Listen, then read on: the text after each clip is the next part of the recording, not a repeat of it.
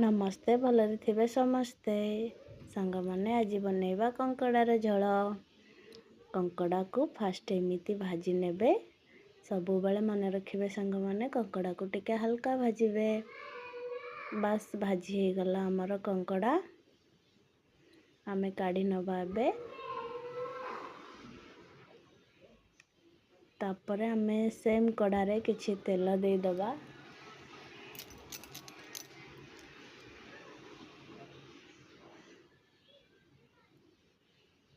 Source तेल नेबे सांग माने सोरस तेल रांधिले तरकारी बहुत टेस्ट लगे।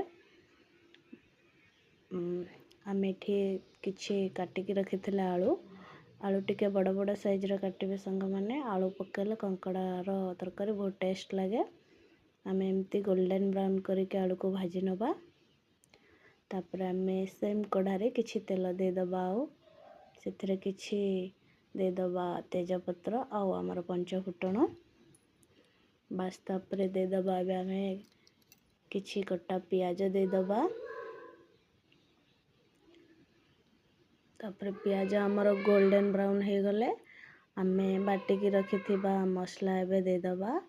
आमे जेंती चिकन पाई मसला नियंती सेमती सेम मसला नै जिबा। बस मसला को किछि समय कसिकी काटिकी रखिथिबा टमाटो दे दबा एबे। टमाटो टिके नरम हे गले आमे सब गुंड मसला दे दबा।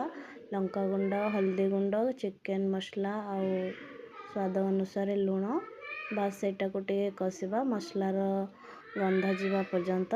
मसला स्मेल पळेले तापरे आमे भाजी के रखिथिबा आलू दे दबा।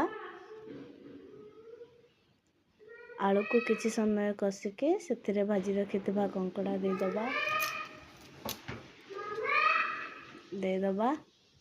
तापरे कंकड़ा किछि समय आमे कसिकी तापरे एबे गरम पानी संग माने देबे। सबु बेले गरम पानी तरकारी दियंतु ना आमिष तरकारी बहुत टेस्ट लगे। बस हमर एबे कंकड़ा तरकारी रेडी कि तापरे गरम मसला पके काढ़ी नेबे संग माने। एही गला हमर कंकड़ा तरकारी। आम चैनल को सब्सक्राइब